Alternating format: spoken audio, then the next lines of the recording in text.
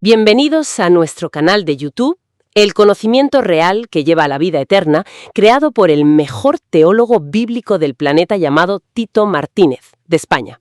Hoy es 22 de julio de 2025. Un día más para profundizar en las Escrituras.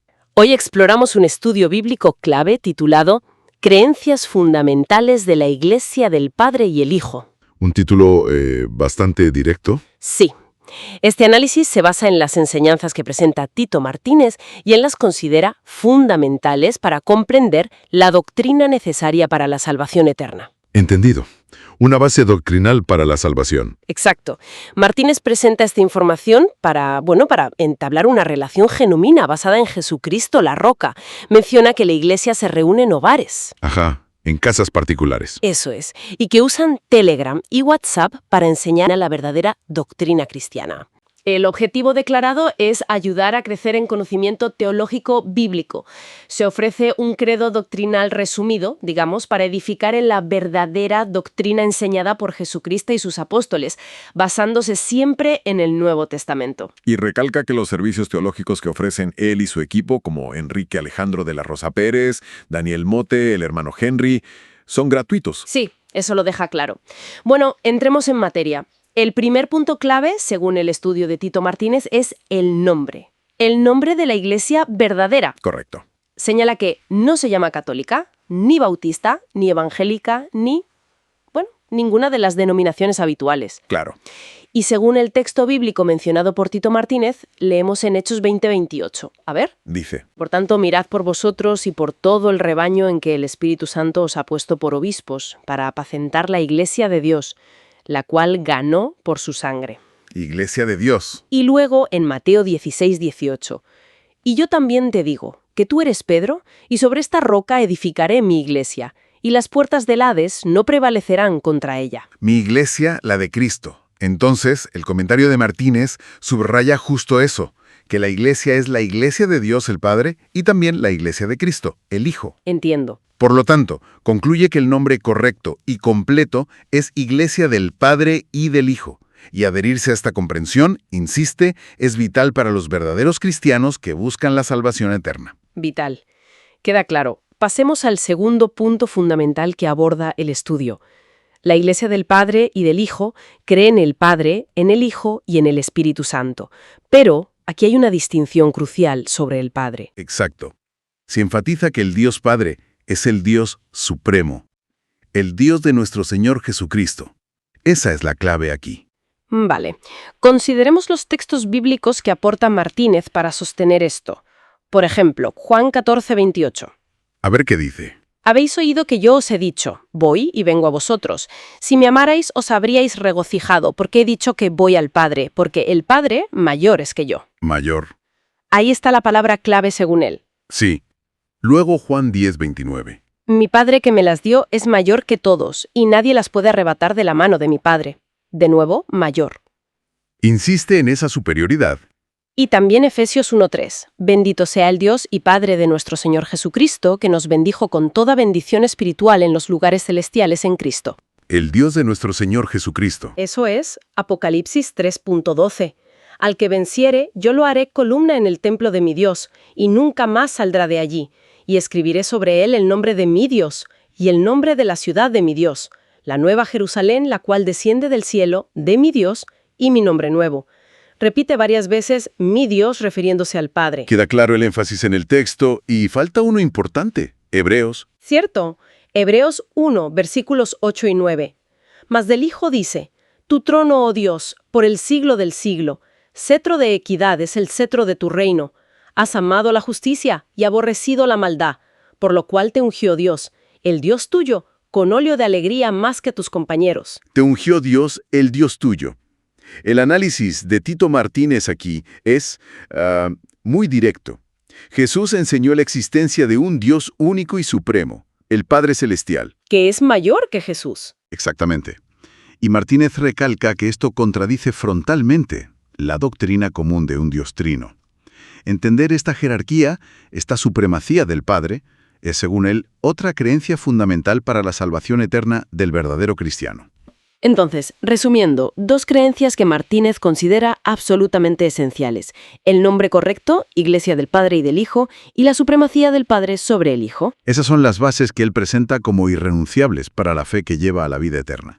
Absolutamente crucial para la salvación eterna de los verdaderos cristianos. Así es, así es. Vamos a ver esas afirmaciones centrales que hace Tito Martínez sobre quién es quién, si se les puede ver o no, cómo se comunican, a quién se adora. Bueno, lo que él argumenta a partir de las escrituras que cita.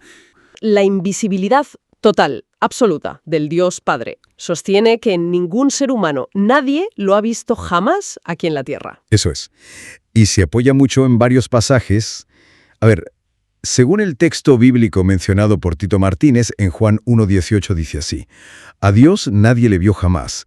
El Dios unigénito que está en el seno del Padre, Él le ha dado a conocer. Claro. Pero no solo ese. Según el texto bíblico mencionado por Tito Martínez en Juan 5:37, escucha: también el Padre que me envió ha dado testimonio de mí. Nunca habéis oído su voz, ni habéis visto su aspecto. O sea, ni oído su voz directa, ni visto su aspecto. Sí, exacto. Y sigue. Según el texto bíblico mencionado por Tito Martínez en Juan 6:46, no que alguno haya visto al Padre, sino aquel que vino de Dios, éste ha visto al Padre. Luego está, según el texto bíblico mencionado por Tito Martínez 1 Timoteo 6:16, el único que tiene inmortalidad, que habita en luz inaccesible, a quien ninguno de los hombres ha visto ni puede ver, al cual sea la honra y el imperio sempiterno. Amén. Uf, es bastante enfático. Sí, y aún hay más. Según el texto bíblico mencionado por Tito Martínez en Colosenses 1:15, Él es la imagen del Dios invisible, el primogénito de toda creación. Y por último, según el texto bíblico mencionado por Tito Martínez en 1 Juan 4:12, nadie ha visto jamás a Dios. Si nos amamos unos a otros, Dios permanece en nosotros, y su amor se ha perfeccionado en nosotros. Vale, con toda esta base textual, la conclusión que saca Tito Martínez es directa, ¿no? Ese ser divino, Jehová o Yahweh, que sí se aparecía, que hablaba con Moisés, con Abraham. Pues según él, no podía ser el Dios Padre. Esa figura tenía que ser otra, que era Jesucristo, antes de nacer como humano, actuando como enviado del Padre. El argumento clave es: el Padre es el Dios invisible. Y Tito Martínez insiste en que aceptar esto es un conocimiento esencial para salvarse. Entendido. Pero entonces, si el Padre era invisible, ¿cómo se comunicaba con la gente? Tito Martínez dice que lo hacía a través de los profetas. Según el texto bíblico mencionado por Tito Martínez, se fija en Hebreos 1, versículos 1 y 2. Dice así: Dios, habiendo hablado muchas veces y de muchas maneras en otro tiempo a los padres por los profetas, en estos postreros días nos ha hablado por el Hijo, a quien constituyó heredero de todo y por medio del cual, asimismo, hizo el universo. El Padre hablaba usando a los profetas como canal, pero no aparecía él directamente. Eso es, y además, fíjate que ese mismo texto, como subraya Tito Martínez, dice que el universo fue hecho por medio del Hijo. Ajá. O sea, el Hijo como el agente, el que ejecuta la voluntad creadora del Padre. Para Martínez, distinguir estos roles es otro pilar básico, un entendimiento que él considera vital para la fe correcta y, por lo tanto, para la salvación. Muy bien, pasemos a otro punto que Tito Martínez considera también crucial: la adoración. ¿A quién se debe adorar? Pues Martínez es muy tajante aquí. La adoración suprema, es exclusiva para el Dios Padre, y basa esto en lo que dijo Jesús. Según el texto bíblico mencionado por Tito Martínez, en Juan 4, versículos 23 y 24, Jesús dice: Mas la hora viene, y ahora es, cuando los verdaderos adoradores adorarán al Padre en espíritu y en verdad, porque también el Padre tales adoradores busca que le adoren. Dios es espíritu, y los que le adoran en espíritu y en verdad es necesario que adoren. Y Tito Martínez recalca mucho que Jesús, al decir adorarán al Padre, se está como excluyendo a sí mismo de esa adoración máxima. Exacto. Dice que Jesús enseña a seguirle a Él, a obedecerle, pero a adorar en ese sentido último únicamente al Padre. Hablan de ángeles adorando a Jesús, La palabra griega que se usa, proskuneo, significa más bien rendir homenaje, mostrar reverencia. Como una señal de respeto profundo, pero no la adoración última. Eso es, no la latreia, digamos, que estaría reservada solo al Padre. Y para apoyar esto, cita también Apocalipsis 19:10 y 22:9, donde, segundo el texto bíblico mencionado por Tito Martínez, un ángel le dice a Juan que adore solo a Dios, a quien Martínez identifica claramente como el Padre. Y de nuevo, esta distinción, para Martínez, es otro punto esencial para la salvación. Vale, ¿y por qué? ¿Cuál es la razón de fondo que da Tito Martínez para esta exclusividad en la adoración al Padre? Pues la razón principal es el origen de todo. Se basa, según el texto bíblico mencionado por Tito Martínez, en 1 Corintios 8:6. El texto dice, «Para nosotros, sin embargo, hay un Dios, el Padre, del cual proceden todas las cosas, y nosotros somos para Él, y un Señor, Jesucristo, por medio del cual son todas las cosas, y nosotros por medio de Él». Y Martínez hace hincapié en esa diferencia de preposiciones, ¿no? Del Padre proceden, por medio del Hijo son. Justo. También menciona algo de la traducción de ese pasaje, ¿verdad? Que la palabra solo, en un solo Dios, el Padre, no estaría en los manuscritos más antiguos. Se apunta eso también. Y para reforzar la idea de la adoración exclusiva al Padre como creador original, usa Apocalipsis. A ver, según el texto bíblico mencionado por Tito Martínez, en Apocalipsis 4, versículos 10 y 11, se lee: «Los 24 ancianos se postran delante del que está sentado en el trono, y adoran al que vive por los siglos de los siglos, y echan sus coronas delante del trono, diciendo: Señor, digno eres de recibir la gloria y la honra y el poder, porque tú creaste todas las cosas, y por tu voluntad existen y fueron creadas». Y la adoración ahí va dirigida al que está sentado en el trono, que identifica como el Padre. Exacto, porque Él creó todo por su voluntad. Esto es antes de que el Cordero, Jesús, entre en esa escena particular recibiendo otro tipo de honor. Para Tito Martínez, entender esto correctamente es, una vez más, fundamental para la salvación eterna. Bueno, traza una línea divisoria muy clara. Por un lado, el Padre, Dios supremo, origen de todo, invisible, y el único que recibe la adoración en el sentido más estricto. Eso es. Y por otro lado, el Hijo, el Dios unigénito, llegando a ser, según Martínez, el Jehová que se aparecía en el Antiguo Testamento, el agente por medio del cual se creó todo y que recibe homenaje, reverencia, proskuneo, pero no esa adoración última reservada al Padre. Exactamente. Es una perspectiva que distingue de forma radical las funciones y la naturaleza de ambos. Una comprensión que, como no deja de repetir Tito Martínez, él considera absolutamente necesaria para ser salvo. Hay dos figuras divinas, ambas eternas, distintas. Por un lado, el Padre, que sería el Dios supremo, y por otro, Jesucristo, el Hijo, que sería un segundo Dios eterno. Y como dices, se insiste mucho en que entender esto es crucial, un requisito, para salvarse. La adoración, que según esta visión es exclusiva para el Padre. Menciona un texto muy concreto, Apocalipsis 4, versículos 10 y 11. Los 24 ancianos se postran delante del que está sentado en el trono, y adoran al que vive por los siglos de los siglos, y echan sus coronas delante del trono, diciendo: Señor, digno eres de recibir la gloria y la honra y el poder, porque tú creaste todas las cosas, y por tu voluntad existen y fueron creadas.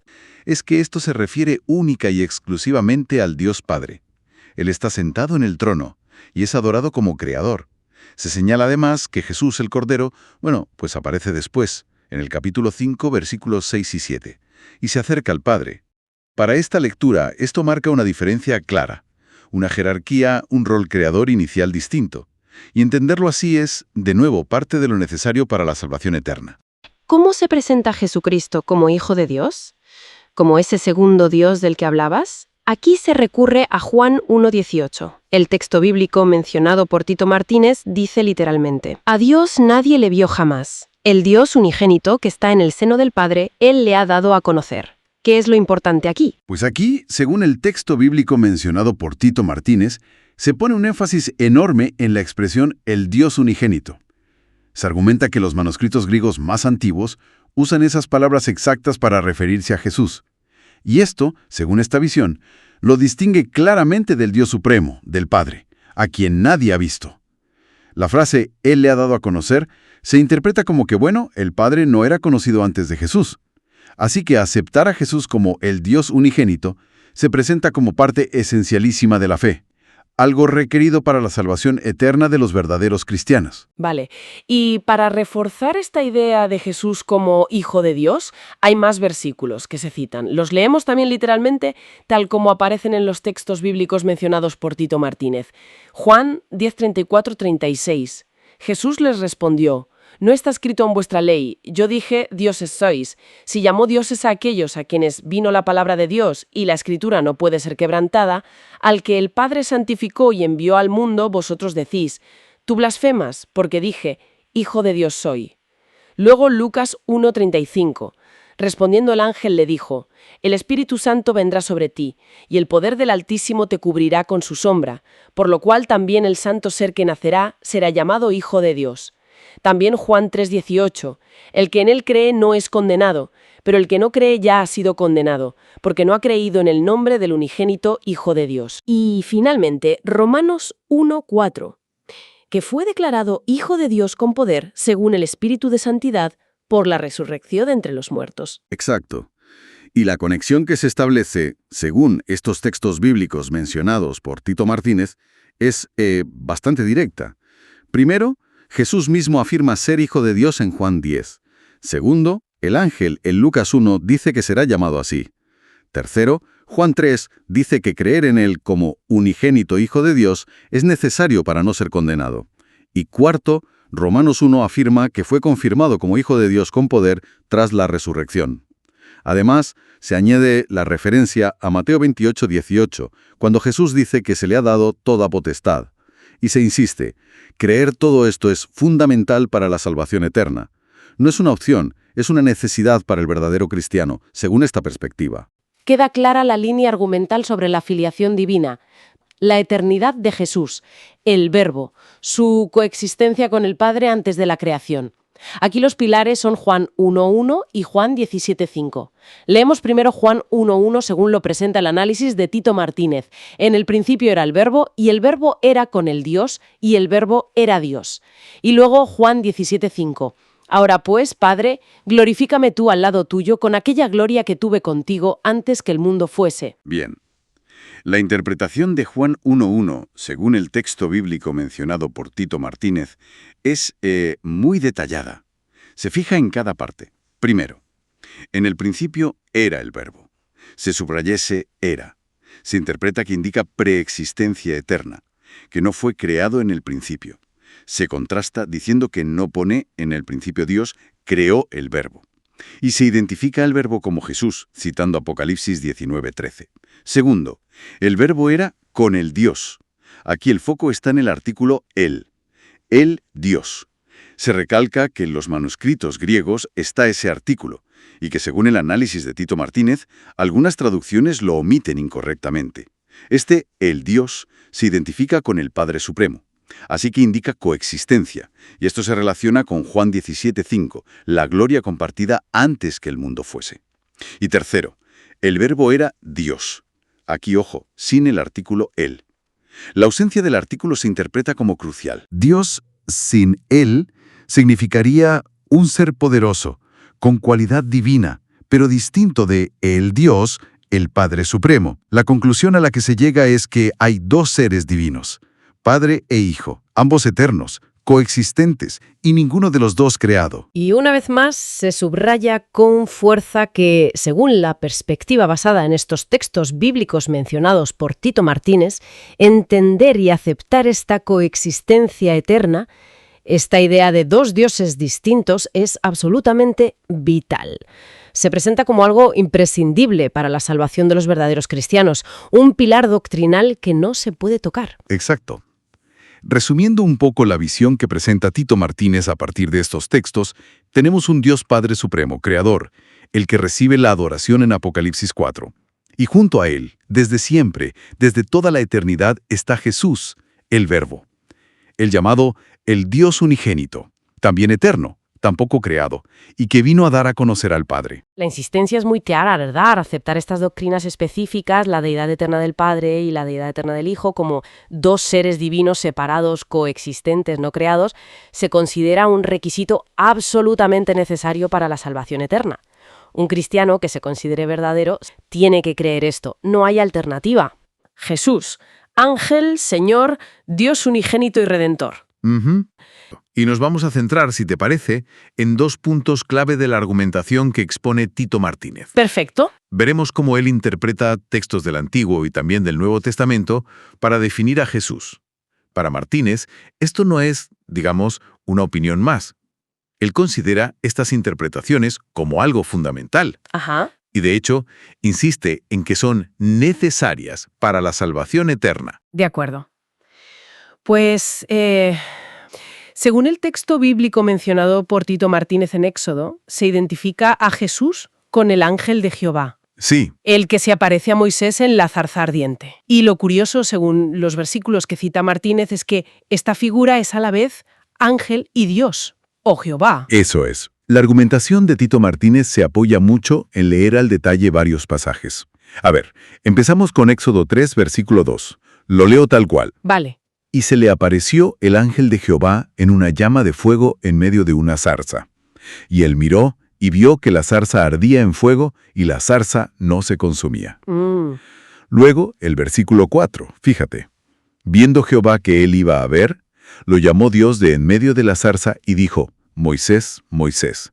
Y él respondió, heme aquí. Claro, ahí ya no dice ángel, dice Jehová y Dios. Exacto. Y sigue en el versículo 6. Y dijo, yo soy el Dios de tu padre, Dios de Abraham, Dios de Isaac y Dios de Jacob. Entonces Moisés cubrió su rostro, porque tuvo miedo de mirar a Dios. Y el 8 también es relevante para el contexto que da Martínez. Y he descendido para librarlos de mano de los egipcios y sacarlos de aquella tierra a una tierra buena y ancha, a tierra que fluye leche y miel, a los lugares del cananeo, del eteo, del amorreo, del fereceo, del heveo y del jebuseo. Vale. Y atentos a los siguientes, el 14. Y respondió Dios a Moisés, yo soy el que soy. Y dijo, así dirás a los hijos de Israel, yo soy me envió a vosotros. Insiste mucho en ese yo soy. Ya veo, en mayúsculas además. Y el 15. Además dijo Dios a Moisés, así dirás a los hijos de Israel, Jehová, el Dios de vuestros padres, el Dios de Abraham, Dios de Isaac y Dios de Jacob, me ha enviado a vosotros. Este es mi nombre para siempre. Con él se me recordará por todos los siglos. O sea que el mismo ser es llamado ángel, Jehová y Dios en esos versículos que cita. Correcto. Y para reforzarlo, Tito Martínez también se apoya en Hechos 7, versículos 30 al 32. Es Esteban hablando del mismo episodio.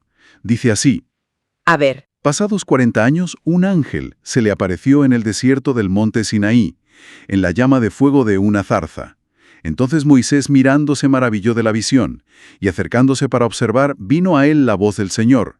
Yo soy el Dios de tus padres, el Dios de Abraham, el Dios de Isaac y el Dios de Jacob.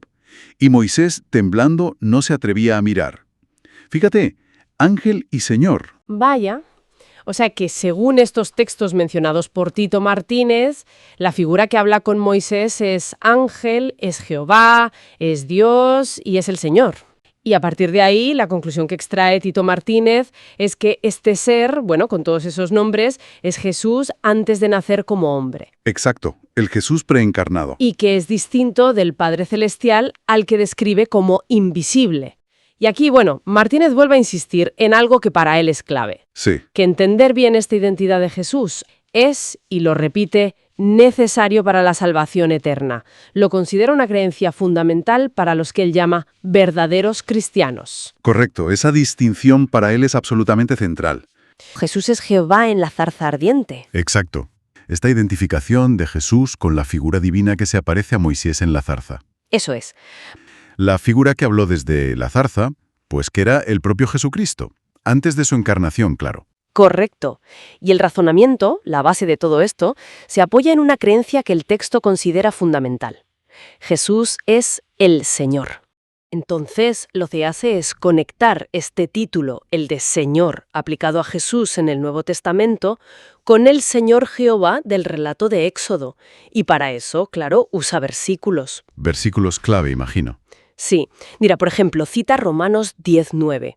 Lo leo textualmente, ¿vale? Sí, por favor. Dice, que si confesares con tu boca que Jesús es el Señor y creyeres en tu corazón que Dios le levantó de los muertos, serás salvo. O sea que conecta directamente confesar que Jesús es el Señor con la salvación. Y el texto subraya que esta confesión es necesaria para los verdaderos cristianos, para su salvación eterna. Exactamente. Esa es la implicación que extrae.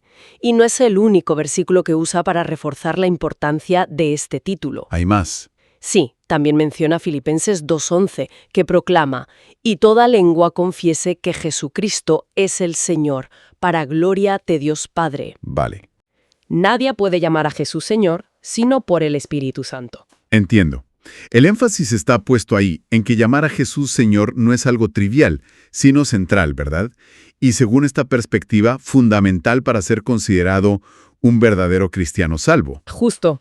El análisis insiste en que esta confesión, Jesús es el Señor, es una creencia irrenunciable. Vale, entonces, una vez establecido esto, ¿cómo se da el salto al Antiguo Testamento, a la zarza ardiente? Pues el texto bíblico mencionado por Tito Martínez argumenta que Esteban, en su discurso del libro de Hechos, Esteban ya enseñó esta identidad, es decir, que aquel Señor Jehová que se apareció a Moisés, pues no era otro que el Señor Jesucristo. Qué interesante. O sea, que si seguimos esta línea, confesar hoy que Jesús es el Señor, como pide Romanos para la salvación, sería en el fondo reconocer su identidad con aquel Jehová que habló desde la zarza. Exactamente, esa es la conclusión. Si Jesús es el Señor, y aquí Señor se entiende como equivalente directo a Jehová, Sí. entonces Él tiene que ser esa figura divina. Segundo Señor Jehová que descendió. Un segundo Señor Jehová. Ah, ¿sí? Vale. Sí, es la terminología que usa. Y recalca una y otra vez que creer esto, que Jesús es el Señor, en este sentido tan profundo, es esencial. Lo vincula directamente, como vimos en Romanos, a la salvación eterna del cristiano. Comprendido. Entonces, la implicación es, bueno, es una identificación muy directa entre Jesús, el Señor del Nuevo Testamento, y la manifestación de Dios en la zarza ardiente. Une ambas figuras de una forma muy estrecha. Identifica a Jesús como el Señor Jehová de la zarza. Y todo pivota sobre la aplicación del título Señor a Jesús y su equiparación con Jehová, considerando esta creencia, esta confesión de que Jesús es el Señor, como absolutamente necesaria. Bueno, pues pasemos al segundo pilar del análisis que expone Tito Martínez, ahora ya en el Nuevo Testamento, ¿verdad? Eso es. Jesús como el Dios unigénito que se hace hombre y su papel como redentor. Efectivamente. Aquí, Tito Martínez expone su visión de cómo el Verbo divino, al que llama Dios unigénito, se encarnó. Ujú. Su interpretación se basa en textos como Juan 1, versículo 14. Leo, «Y aquel Verbo fue hecho carne, y habitó entre nosotros, y vimos su gloria, gloria como del unigénito del Padre, lleno de gracia y de verdad». Vale. Y también Juan 1, versículo 18. «A Dios nadie le vio jamás. El Dios unigénito, que está en el seno del Padre, Él le ha dado a conocer». Ajá. Y para la parte de la redención, cita Mateo 20, versículo 28. «Como el Hijo del Hombre no vino para ser servido, sino para servir, y para dar su vida en rescate por muchos». Vale, analicemos un poco lo que Tito Martínez destaca de estos versículos que menciona. Primero, insiste mucho en que fue el Verbo, o sea, Jesús, y no el Padre, el que se hizo carne. Correcto. Segundo, que Jesús vino para dar a conocer al Padre. Y aquí cita Juan 17:2,5 como apoyo, ¿no? Sugiriendo que antes, pues, no se conocía al Padre de esa manera. Exacto. Que era necesario que el Hijo lo revelara. Y tercero, y esto es muy específico en su argumento, el tema del rescate. Él subraya que el texto dice que fue por muchos, Sí. Enfatiza esa palabra. no dice por todos. Y él interpreta que esos muchos son su iglesia, los creyentes, no toda la humanidad. Así es. Desde la perspectiva que presenta Tito Martínez en sus escritos, la redención no es algo universal, sino, digamos, una compra específica. Un rescate dirigido a los que creen. Entiendo. De aquí, de nuevo, vuelve a insistir, la comprensión correcta de quién se encarnó el Hijo, no el Padre. Y para quienes es el rescate, los muchos, los creyentes, es otra de esas creencias que él considera fundamentales. Y lo dice claro, necesaria para la salvación eterna de los verdaderos cristianos.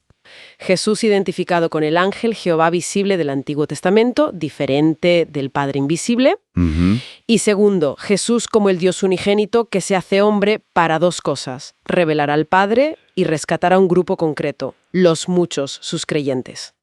Y como hemos visto, para él no son, temas de debate teológico sin más. Son creencias que él considera, y lo repetimos porque él lo repite, absolutamente fundamentales y necesarias para la salvación eterna. Jesús, Mesías, hijo de David. La naturaleza de Jesús como hijo del hombre y, ojo, descendiente biológico de David.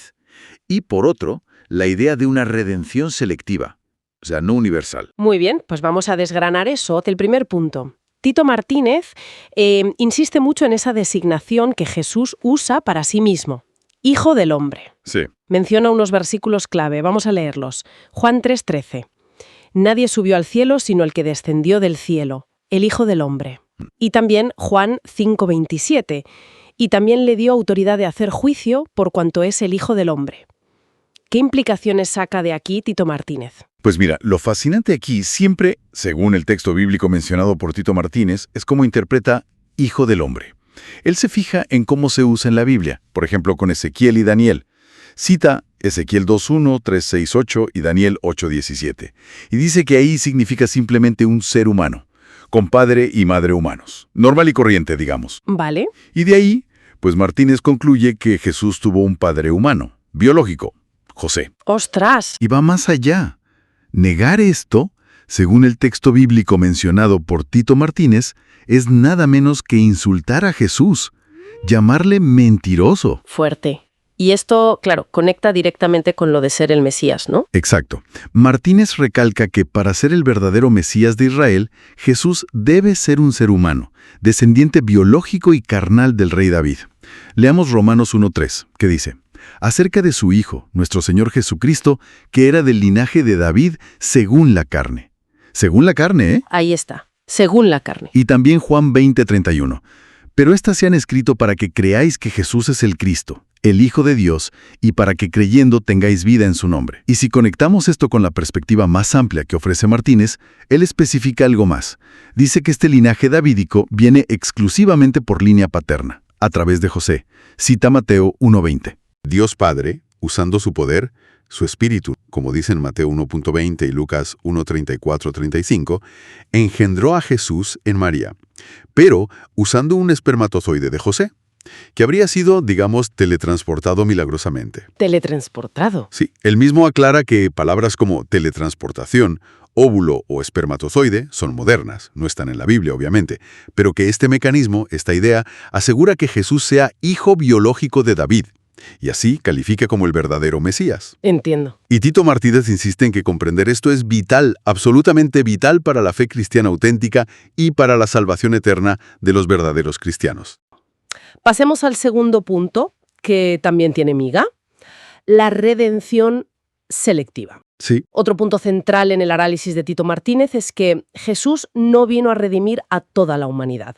Él sostiene que entregó su vida únicamente por sus ovejas. Correcto. Cita varios pasajes de Juan. Leamos Juan 10:11. Yo soy el buen pastor. El buen pastor su vida da por las ovejas. Clarísimo, ¿no? Sí. Luego Juan 10:14. Yo soy el buen pastor y conozco mis ovejas y las mías me conocen. Y Juan 10:15. Así como el Padre me conoce y yo conozco al Padre y pongo mi vida por las ovejas. Una vez más, por las ovejas. Y finalmente Juan 10:27. Mis ovejas oyen mi voz y yo las conozco y me siguen. Pues la conclusión que saca Tito Martínez de esto es directa. Jesús dijo claramente que moriría por sus ovejas. ¿Y quiénes son sus ovejas? Los que oyen su voz y le siguen. Vale. Por tanto, enseñar que murió por toda la humanidad, sin distinción. Esto es una mentira, un insulto a Jesús. Y argumenta que cuando Pablo habla de que Cristo murió por todos nosotros, Y aquí cita a Romanos 8:32, 2 de Corintios 15, 14 y 15, 1 de Timoteo 2:6, Hebreos 2:9, se refiere a los creyentes, a la gente a la que Pablo estaba escribiendo, no a la humanidad entera. Ajá. Martínez califica la doctrina de la redención universal como una de las mayores mentiras satánicas y recalca: creer en esta redención selectiva es fundamental para la salvación eterna de los verdaderos cristianos. Pero, a ver, hay un pasaje que siempre sale en estas discusiones, ¿no? Primera de Juan 2.2. Ese que dice que Jesús es la propiciación por nuestros pecados, y no solamente por los nuestros, sino también por los de todo el mundo. ¿Qué dice Tito Martínez sobre esto? Buena pregunta. Según el texto bíblico mencionado por Tito Martínez, ese pasaje habla de la propiciación. O sea, que la muerte de Cristo tiene el poder, la capacidad, digamos, de quitar los pecados del mundo entero. Es suficiente para todos. Ah, vale. El poder. Exacto. Pero, y este es el matiz clave para Martínez, este beneficio solo se aplica a quienes creen en él. La sangre de Cristo puede perdonar a todos, sí. Pero, según los textos citados por Tito Martínez como Juan 3:16, 18:36, solo las ovejas, los que creen y siguen a Jesús, reciben efectivamente ese perdón. ¿Y los demás? Los demás, según esos textos, serán condenados. Por eso él concluye: Jesús dio su vida solo por sus ovejas. ¿Entendido? Y aceptar esta redención selectiva es, una vez más, según Tito Martínez, indispensable. Necesario para la salvación eterna del verdadero cristiano. Por un lado, un Jesús plenamente humano, hijo del hombre, con José como padre biológico, para ser el Mesías davídico. Y por otro, una redención intencionalmente limitada, solo para sus seguidores, sus ovejas. Eso es. Y Tito Martínez subraya constantemente que estas son creencias esenciales para la salvación de los verdaderos cristianos. Exacto. La resurrección de Jesús y la naturaleza del Espíritu Santo. Y es importante señalar desde ya que, según el análisis de Tito Martínez basado en estos textos, entender esto de una manera concreta es absolutamente necesario para la salvación eterna. Para los verdaderos cristianos, claro. Entendido. Veremos qué dice sobre quién resucitó a Jesús y qué es el Espíritu Santo. De acuerdo. Pues empecemos por ahí, por el primer punto clave que desarrolla Tito Martínez. La resurrección de Jesús. ¿Quién la hizo según los textos bíblicos que él menciona? Pues mira, el argumento central de Tito Martínez, basándose siempre en los textos que él cita, es que fue Dios Padre. Dios Padre resucitó a Jesús. O sea, no Jesús a sí mismo. No fue un acto propio de Jesús. ¿Y menciona textos concretos para apoyar esto? ¿Podríamos leer un par tal como él los incluye? Sí, claro. Cita varios. Está Hechos 2:32 que dice literalmente: a este Jesús resucitó Dios, de lo cual todos nosotros somos testigos. Ajá. Y luego también Gálatas 1:1.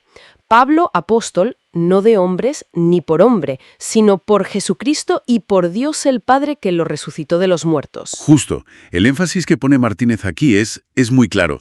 La resurrección es obra del Dios Supremo, del Padre. Es el Padre quien le da a Jesús un nuevo cuerpo.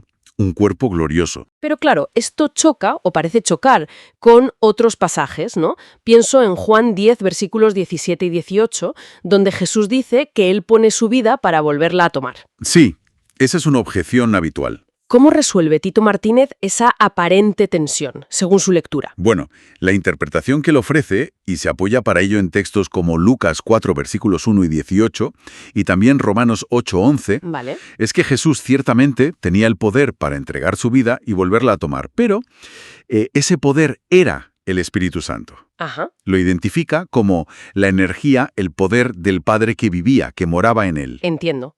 Y hay otro pasaje, Juan 2:19, destruid este templo y en 3 días lo levantaré. ¿Cómo encaja eso? Pues, según la argumentación de Martínez, que se basa en Juan 10:38 y Juan 14:10, como el Padre moraba en Jesús. Claro. Era, digamos, la voz del Padre hablando a través de Jesús en ese momento. ¿Se refería a levantar el templo? Sí, pero el templo del cuerpo de Jesús. Vale. Y aquí Tito Martínez insiste muchísimo, Recalca que entender esto correctamente es vital, es necesario para la salvación eterna. Queda claro. si el Padre es la fuente de ese poder resucitador, según esta interpretación de los textos citados por Tito Martínez, eso nos lleva al segundo tema, el Espíritu Santo. Exacto. ¿Cómo define Tito Martínez al Espíritu Santo basándose en las escrituras que él analiza? Pues aquí es donde su interpretación, digamos, se aparta más de la visión trinitaria tradicional. Él sostiene firmemente, basándose en su lectura bíblica, que el Espíritu Santo no es una tercera persona divina. ¿No es una persona? No. Afirma que es el poder mismo de Dios Padre, su energía activa. ¿Y qué textos bíblicos clave menciona Tito Martínez para sostener esa idea? Leamos algunos. Sí, por ejemplo, cita Lucas 1:35. A ver, dice: respondiendo el ángel le dijo: el Espíritu Santo vendrá sobre ti, y el poder del Altísimo te cubrirá con su sombra, por lo cual también el santo ser que nacerá será llamado Hijo de Dios. Fíjate cómo conecta Espíritu Santo y poder del Altísimo. Sí, es verdad. Y también menciona Hechos 1:8, ¿no? Sí, ahí dice, pero recibiréis poder cuando haya venido sobre vosotros el Espíritu Santo, y me seréis testigos en Jerusalén, en toda Judea, en Samaria y hasta lo último de la tierra. De nuevo, poder y Espíritu Santo juntos. Exacto. Tito Martínez recalca que estos textos y otros identifican explícitamente al Espíritu Santo con el poder del Altísimo, o simplemente poder, y añade algo importante, que la Biblia, según su estudio, nunca presenta al Espíritu Santo como si fuera Dios mismo. Ni como alguien a quien adorar. Tampoco. Es el Espíritu de Dios algo que el Padre tiene que posee. Menciona Génesis 1.2, Isaías 11.2, 1 Corintios 2.14 como ejemplos de este concepto. Entonces, la conclusión de Tito Martínez, basada en estos textos, es que el Espíritu Santo es una fuerza, una energía. Precisamente. Ese es su argumento central. El Espíritu Santo es el poder del Altísimo. Es el poder de lo alto. Y subraya, el poder es una energía, no una persona divina. Pero a veces en la Biblia se le personifica, ¿no? Se habla de que el Espíritu guía, enseña. Sí, él reconoce eso. Pero argumenta que es una figura retórica, una personificación. Como cuando se personifica la sabiduría en Proverbios, o incluso la sangre que clama desde la tierra en Génesis. No significa que sean personas literales. Entiendo. ¿Y qué hay de Hechos 5, versículos 3 y 4?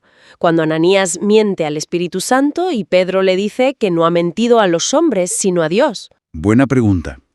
La interpretación de Martínez ahí es que como el Espíritu es el poder o la presencia activa del Padre, ¿Vale? mentir a ese Espíritu es en esencia mentir a Dios Padre directamente. O sea, no a una tercera persona. Exacto. Dice que Pedro no especifica mentiste a la tercera persona, sino simplemente mentiste a Dios, refiriéndose al Padre cuyo poder estaba presente. Ya veo. Y de nuevo, esto es clave. Tito Martínez subraya que comprender esta naturaleza del Espíritu Santo como el poder del Padre es esencial, es absolutamente necesario para la salvación eterna del verdadero cristiano. Insiste mucho en esto. Muy bien. Primero, la resurrección de Jesús, según estos textos, fue un acto realizado por Dios Padre mediante su poder, no Jesús por sí mismo. Correcto, mediante el Espíritu Santo, que es su poder. Y segundo, el Espíritu Santo no es una persona divina distinta, sino que es precisamente ese poder, esa energía activa del Padre. Exactamente. Esas son las dos conclusiones principales del análisis de Tito Martínez sobre estos pasajes. Y es crucial recordar esa advertencia constante en sus escritos. Sí, que aceptar estas interpretaciones específicas sobre quién resucitó a Jesús y qué es el Espíritu Santo es un requisito indispensable, necesario para alcanzar la salvación eterna reservada a los verdaderos cristianos. La salvación eterna. Vamos a analizar cómo, según los textos bíblicos mencionados por Tito Martínez, se define esa vida eterna. Empecemos con el primer punto clave, que se basa en Juan 17.3. Voy a leer el versículo completa y literalmente. Y esta es la vida eterna, que te conozcan a ti, el único Dios verdadero, y a Jesucristo, a quien has enviado. A ver, ¿qué implica esto para la salvación, según la interpretación que hace Tito Martínez de este pasaje? Bueno, según el análisis que presenta Tito Martínez de este versículo, se establecen dos condiciones para la vida eterna. Y ojo, se consideran absolutamente necesarias para la salvación. Primero, conocer al Padre como el único Dios verdadero. Y segundo, conocer a Jesús como el Mesías enviado. Se presentan como creencias fundamentales para la salvación eterna de los verdaderos cristianos. Profundicemos un poco en eso de único Dios verdadero. ¿Significa que solo existe un Dios numéricamente hablando? Aquí es donde la lectura que hace Tito Martínez del texto introduce un matiz importante. Argumenta que único no significa necesariamente solo uno en número. Utiliza una analogía, la de Jesús, como hijo único, a pesar de que, Dios Padre tiene otros hijos, como ángeles o los creyentes, ¿no? Por tanto, según el texto bíblico mencionado por Tito Martínez, el Padre es el único Dios verdadero en el sentido de ser el más grande, el supremo. Pero fíjate, esto no negaría la existencia de otros dioses verdaderos, como Jesús mismo, a quien se llama Dios unigénito en otro pasaje. Comprender esto, esta jerarquía, se considera vital para la salvación, según esta interpretación. Entendido. Es una distinción clave. Supremo frente a numéricamente exclusivo. ¿Y la segunda condición que mencionabas? Pues creer que Jesús es el Mesías, el Cristo, y específicamente el descendiente biológico del rey David. Martínez, en su análisis de los textos bíblicos, es muy enfático aquí. Sostiene que rechazar este conocimiento impide tener la vida eterna. Es, insisto, una creencia fundamental para la salvación eterna de los verdaderos cristianos. Bien, si esa es la base en Juan 17.3, ¿cómo se refuerza esta visión con otros textos, según el estudio de Martínez? Mencionas que cita Romanos, Timoteo, Judas. Efectivamente. Tito Martínez se apoya en varios pasajes para reforzar su interpretación. Por ejemplo, Romanos 16:27, 1 Timoteo 1:17 y Judas 1:25. Permíteme leerlos tal cual. Romanos 16:27 dice: «Al único y sabio Dios, sea gloria mediante Jesucristo para siempre. Amén». Luego, 1 Timoteo 1:17. «Por tanto, al Rey de los siglos, inmortal, invisible, al único y sabio Dios, sea honor y gloria por los siglos de los siglos. Amén».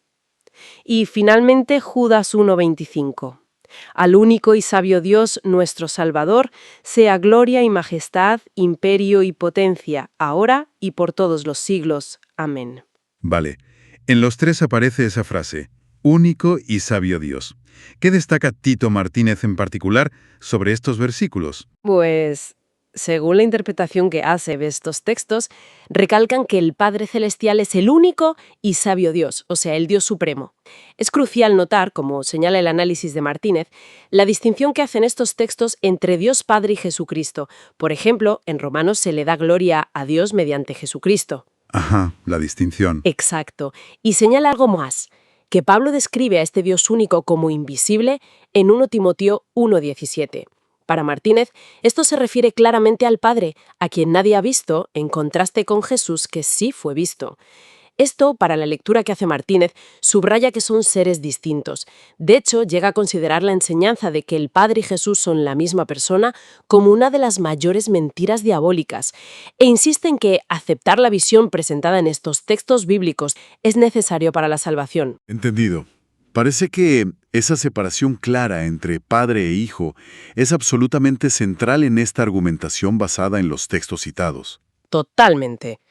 Es un pilar fundamental de la interpretación presentada. Entonces, para ir resumiendo la perspectiva que se desprende de estas reflexiones de Tito Martínez, parece que la salvación eterna depende de un conocimiento muy específico. Así es.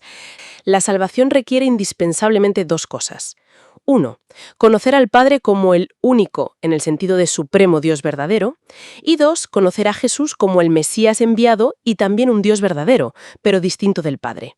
Se presentan como verdades fundamentales e irrenunciables para la salvación eterna de los verdaderos cristianos, no como algo opcional. Muy claro. El Padre como el único Dios verdadero. Tito Martínez se apoya fuerte en textos como Deuteronomio 6.4. A ver, leamos ese texto bíblico mencionado por Tito Martínez. Dice literalmente, «Oye Israel, Jehová nuestro Dios, Jehová es único». Ajá. Y también usa Isaías 45, versículos 5 y 6. El texto bíblico completo mencionado por Tito Martínez dice: «Yo soy Jehová, y ninguno más hay. No hay Dios fuera de mí. Yo te ceñiré aunque tú no me conociste, para que se sepa desde el nacimiento del sol y hasta donde se pone, que no hay más que yo Jehová, y ninguno más que yo». Claro, y aquí es donde la interpretación de Martínez se vuelve particular.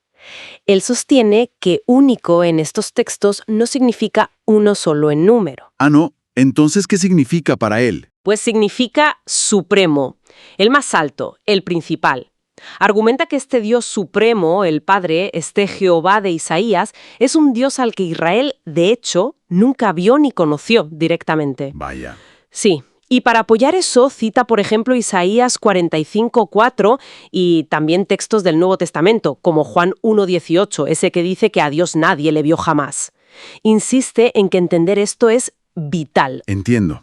Entonces, si ese Jehová supremo no fue conocido, quiere decir que, según el análisis de Martínez, hubo otro Jehová que sí se relacionó con Israel. Exactamente. Ahí está el quid de la cuestión en su argumento. Tito Martínez afirma que el pueblo de Israel sí trató con otro ser divino, también llamado Jehová, uno que sí descendía, que sí se aparecía. ¿Y quién sería ese otro Jehová? Pues identifica a ese segundo Jehová como Jesucristo, pero antes de encarnarse, y señala, basándose en el texto bíblico mencionado por Tito Martínez en Juan 1:11, que cuando este mismo ser vino ya como hombre, Jesús, los suyos no le reconocieron. Es una distinción crucial en todo el planteamiento de Martínez. Tremendo. Y la presenta como necesaria, fundamental, para la salvación del verdadero cristiano. Creer en esto. Y para aclarar lo de único, usa una analogía que llama la atención, ¿no? Con Jesús como hijo único. Sí, exacto. El texto bíblico que menciona Tito Martínez es Juan 3:16, muy conocido. Porque de tal manera amó Dios al mundo, que ha dado a su Hijo único, para que todo aquel que en él cree no se pierda, mas tenga vida eterna. Y el razonamiento que hace Martínez es, bueno, si Jesús es el Hijo único, pero la Biblia habla de otros hijos de Dios, como los ángeles o nosotros mismos los creyentes. Claro. Entonces, único no puede significar el solo numéricamente. Debe referirse a su preeminencia, a que es especial, singular en rango. Entiendo la lógica que aplica. Y esa misma lógica la traslada al Padre como Dios único. Significa para él que es el Dios supremo, el más grande de todos, pero no que sea el único ser divino que exista en su... No niega la existencia de otros seres divinos. No en su esquema. Y creer esto correctamente, insiste Martínez, es parte de la fe que salva, otra creencia fundamental. Y todo esto nos lleva, claro, a los requisitos concretos para la salvación que él expone. ¿Cuáles son exactamente? Porque, como estamos viendo, Tito Martínez subraya que son esenciales para la vida eterna, no negociables. Pues el texto clave para Martínez aquí es Romanos 10, versículos 9 y 10. A ver, leamos literalmente el texto bíblico citado por él. Que si confesares con tu boca que Jesús es el Señor y creyeres en tu corazón que Dios le levantó de los muertos, serás salvo. Porque con el corazón se cree para justicia, pero con la boca se confiesa para salvación. ¿Vale? Y la interpretación que Tito Martínez le da a esto es muy, muy específica. Y la considera indispensable para ser un verdadero cristiano salvo. Son 2 puntos. A ver. Primero, confesar que Jesús es el Señor. Para Martínez, esto significa reconocerlo explícitamente como ese Jehová que se aparecía en el Antiguo Testamento, el Kurios, el Adonai, no una confesión genérica. Ajá, el segundo Jehová del que hablábamos. Ese mismo. Y segundo punto, que considera crucial creer que fue el Dios Padre, el Dios supremo y único del que habla Isaías, quien resucitó a Jesús. Es decir, no creer que Jesús se resucitó a sí mismo por su propio poder, sino que fue el Padre quien lo levantó. Entiendo la distinción. Según la exposición de Tito Martínez, aceptar y confesar estas 2 cosas, de esta manera tan precisa, es condición absolutamente necesaria sine qua non para la salvación. Bien, pues resumiendo un poco. El análisis de Tito Martínez nos dibuja un panorama donde el Padre es el Dios único, pero en sentido de supremo. Eso es. Y es distinto de Jesucristo, que sería ese Jehová que sí interactuó con la humanidad, y al que hay que confesar como Señor, como ese Jehová del Antiguo Testamento. Exacto. La interpretación de único como supremacía es central. Y también es clave la creencia en que la resurrección de Jesús fue obra del Padre, no de Jesús mismo. Justo. Y la insistencia desde esta perspectiva que analiza Tito Martínez es constante. Estas no son opiniones teológicas sin más, son creencias fundamentales, requisitos indispensables para la salvación eterna del que él considera un verdadero cristiano. Queda claro el planteamiento. Invocación de Jehová, clave de la salvación futura. Eso es. Cómo se invoca correctamente el nombre divino para la salvación y, por otro, cuándo se recibe, digamos, plenamente esa salvación eterna. Efectivamente. El autor Tito Martínez argumenta con mucha insistencia que entender y aceptar estas doctrinas es fundamental. Fundamental, dices. Sí. De hecho, repite varias veces en su estudio que estas creencias son necesarias, o sea, imprescindibles para la salvación eterna de los que él llama verdaderos cristianos. Empecemos, si te parece, por la invocación. Perfecto, vamos a ello. A ver, Tito Martínez sostiene que para salvarse hay que invocar un nombre específico. Indispensable, dice. Pero, ¿qué nombre es ese? Pues aquí es donde, como decía, se pone interesante. Según el texto bíblico mencionado por Tito Martínez, invocar el nombre de Jehová, pues significa invocar el nombre de Jesucristo. Así de directo. Así de directo, se presenta como una verdad bíblica clara, sin ambigüedades, y rechazarla, según argumenta Martínez en su texto, impediría la salvación. Lo considera esencial, pero esencial de verdad, para la salvación eterna. Entiendo. Y para apoyar esto, el texto de Martínez usa varias citas bíblicas, ¿verdad? Sí, claro, se basa en las Escrituras. Por ejemplo, vamos a leer una. Romanos capítulo 10, versículo 13. Leo literalmente y completo, porque todo aquel que invocare el nombre del Señor será salvo. Exacto. Y Tito Martínez conecta esto, directamente con el Antiguo Testamento, concretamente con Joel capítulo 2, versículo 32. Si quieres lo leemos también literalmente y completo. Adelante. Dice, «Y todo aquel que invocara el nombre de Jehová será salvo, porque en el monte de Sión y en Jerusalén habrá salvación, como ha dicho Jehová, y entre el remanente al cual él habrá llamado». Vale. La conclusión que extrae Martínez de esto es bastante clara para él, que el apóstol Pablo, cuando escribe Señor en Romanos, está equiparando a Jesucristo con el Jehová del Antiguo Testamento, justo en este contexto el de la invocación para salvarse. Y esto, insiste, es fundamental, una creencia necesaria para ser salvo. Martínez también menciona otros pasajes del Nuevo Testamento, ¿no? Creo recordar algo de Hechos. Sí. Señala, por ejemplo, cómo los primeros cristianos invocaban el nombre de Jesús, como en Hechos capítulo 22, versículo 16. Lo leemos también literalmente y completo. Vale. Ahora pues, ¿por qué te detienes? Levántate y bautízate, y lava tus pecados invocando su nombre. Invocando su nombre. El de Jesús, ¿se entiende? Exacto. El argumento de Martínez, en resumen, es que estos textos bíblicos demuestran que invocar a Jesús es, en la práctica, invocar a Jehová, y que esto es indispensable para el perdón de los pecados y, por tanto, para la salvación. Es una creencia que presenta como fundamental y absolutamente necesaria para la salvación eterna de los verdaderos cristianos. Entendido. Queda clara esa primera idea. Pasemos entonces al segundo punto clave que analiza Tito Martínez. La pregunta ahora es ¿cuándo? ¿Cuándo se recibe definitivamente la salvación, la vida eterna? Pues, según el texto bíblico mencionado por Tito Martínez, la cosa funciona así. Aunque los que él considera verdaderos cristianos ya tienen la vida eterna como una promesa divina, ahora... Una promesa.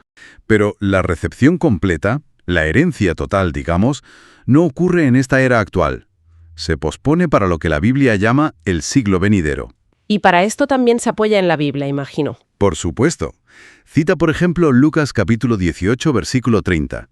Vamos a leerlo literalmente y completo. De acuerdo. Dice, que no haya de recibir mucho más en este tiempo, y en el siglo venidero la vida eterna. Y en el siglo venidero la vida eterna. Ahí está la clave del cuándo. Justo. Martínez lo que hace es aclarar esta idea. La vida eterna es una posesión actual, sí, pero en forma de promesa. Menciona textos como 1 Juan 5.13 o 1 Juan 2.25 para apoyar esto. Vale. Pero la herencia completa, el paquete entero, por así decir, se materializa cuando Jesucristo vuelva en gloria. Y para eso se apoya en Mateo 25:34. Y aquí, creo, introduce otro texto que para Martínez es crucial. ¿Hebreos puede ser? Sí, exacto. Hebreos capítulo 9, versículo 28. Lo considera fundamental. Lo leemos literalmente y completo. Así también Cristo fue ofrecido una sola vez para llevar los pecados de muchos y aparecerá por segunda vez sin relación con el pecado para salvar a los que le esperan. Para salvar a los que le esperan. Esa última parte es la que destaca, ¿no? Eso es. Lo fascinante aquí, según el texto bíblico mencionado por Tito Martínez, es la conclusión que él saca de esa frase final. A ver. Interpreta que la salvación definitiva, la de la segunda venida, es específica. Es para salvar a los que le esperan. O sea que si no le esperas... Pues, según el argumento de Martínez, aquellos que no estén esperando activamente esa segunda venida, pues no podrán salvarse. Así de tajante. Esto también lo presenta como una doctrina absolutamente necesaria, fundamental, para la salvación eterna del verdadero cristiano. Bueno, pues resumiendo un poco las ideas centrales que hemos visto de Tito Martínez en estos extractos. Venga, Primero, invocar el nombre de Jesucristo, identificado como Jehová, es requisito indispensable para salvarse. correcto. Una creencia fundamental. Y segundo, la vida eterna se hereda del todo no ahora, sino en el futuro, en el siglo venidero, concretamente en la segunda venida de Cristo. Ajá, Y ojo, solo para quienes le esperan activamente. exactamente. Ambas ideas las presenta como doctrinas fundamentales, irrenunciables, necesarias para la salvación eterna de los que él llama verdaderos cristianos. Pues, la verdad es que da que pensar, Sí, sobre todo esa última parte. porque nos deja con una reflexión final, ¿no? Derivada de ese énfasis que pone Martínez en Hebreos 9:28. ¿Te refieres a...? A que si la salvación final es solo para los que le esperan, ¿qué implicaciones prácticas tendría ese esperar activamente la segunda venida en el día a día de un creyente? Este importante estudio bíblico de Tito Martínez está publicado en su sitio web, las21tesisdetito.com. Ahí se puede encontrar. Sí, y también en su canal de YouTube, que es este mismo, el conocimiento real que lleva a la vida eterna. Y por si alguien quiere consultarlo directamente, el enlace a este estudio bíblico específico se encuentra en la descripción de este vídeo de YouTube. Exacto. Son creencias que Martínez considera esenciales, fundamentales para la salvación. No son puntos menores para él. Queda constancia. Y bueno, para terminar, quien no esté suscrito a este canal, que lo haga ahora. Es importante para seguir recibiendo estos análisis. Compartan este vídeo en sus redes sociales, denle un like, un me gusta y activen la campanita. Eso es, la campanita, para que YouTube les avise cuando Tito Martínez publique un nuevo vídeo con más enseñanzas. Perfecto, pues hasta aquí el análisis de hoy. Muchas gracias.